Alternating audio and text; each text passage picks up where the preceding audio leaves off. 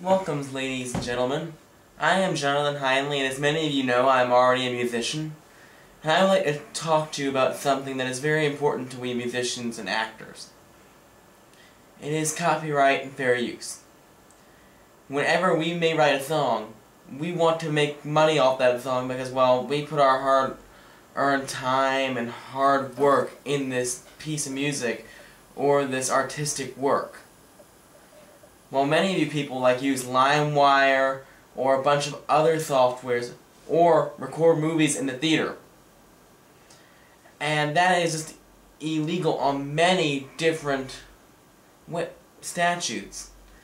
You have the federal copyright law that prohibits, I repeat, prohibits you from using another artist's work without paying.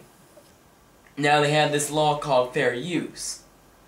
Fair use basically will let you take, let's say, a verse of a song like, let it be, let it be, let it be, let it be. But instead of saying the whisper words of wisdom, you cannot say that because that is now giving away more of the song. It's basically giving you the right to use different riffs. Like so.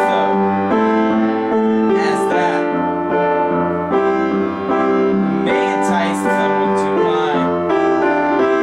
to let it be. But also, if it's the actual artist and you get the whole song, why would you buy it? If you already own the whole thing, or illegally bought the whole thing, or any other way, why would you go and buy it? It's wrong because it keeps the money out of the rightful owners of the copyright, the publishing company, and the artist. It keeps their money away, and that's totally wrong. And for those of you who go look at a movie on YouTube, like, I know that, for instance, Silver Streak with Richard Pryor and Gene Wilder is on, the whole movie is on YouTube. It's wrong because those two fantastic artists in their craft are not getting the fair money they deserve from the royalties of that movie, which is unfortunate. Granted, if you are making a TV show and you want to use a clip of that, all you have to do is write the publishing company or the production company, and they will usually let you do it.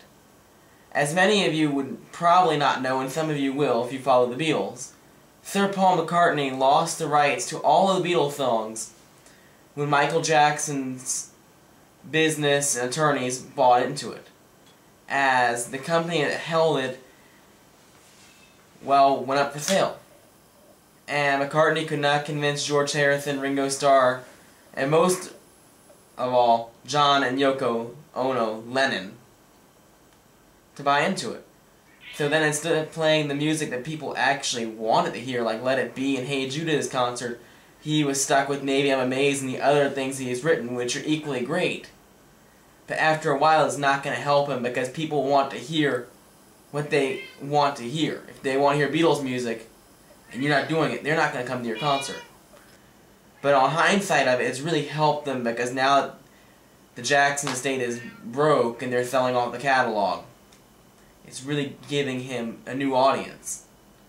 But back in those days, for him it was either pay to play his own music or not play it. And even though that may sound wrong, technically he did the right thing by not playing it. And then this copyright and fair use also does go into movies and writing and books. Like whenever you're writing an essay and you want to include a line from a movie or a quote from a famous person or a line out of a book, you have to either write for explicit rights to use it, or you need to cite your source with your page numbers, which book you got it from, who it was written by, or who it was said by. And well, if you don't do that, you don't know what will happen. And cases in the past, like with Mrs. Jamie Tomes of Minnesota, she was sued by Virgin Records for unauthorized and sharing of 24 pieces of music, of which were Green Day, Aerosmith, Def Leppard, and Journey. She did have good taste in music, but it would have cost her dearly because in the result of the first court case, she would have to pay $222,000, which is more than most people make in a year, unless you're Warren Buffett.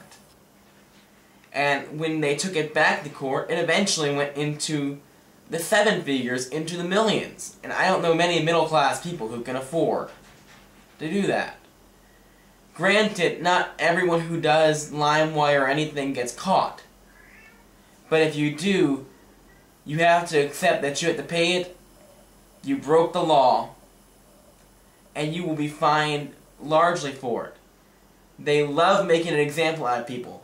Also, like Mr. Tenenbaum, who was a college student, he was fined $675,000 for 33 pieces of music that he downloaded and shared.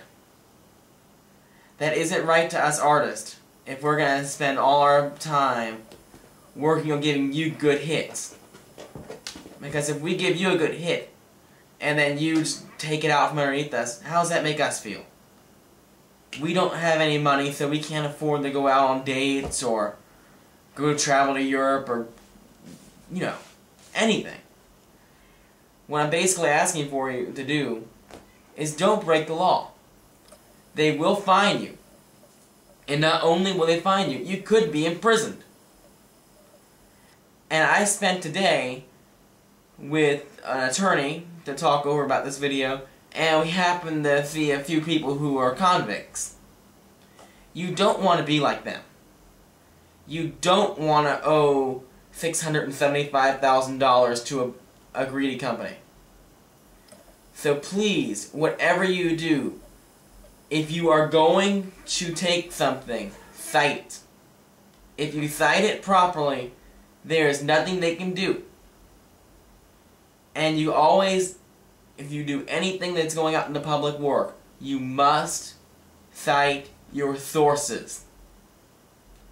Or if you're going to do a public performance, you must cite your sources. Or if you're a musician like me, if you're going to go play Let It Be and charge people money to come see it, you need to write the record company for prior approval and give them royalties for the music. That way the rightful owners will get what they deserve. Thank you, and good night.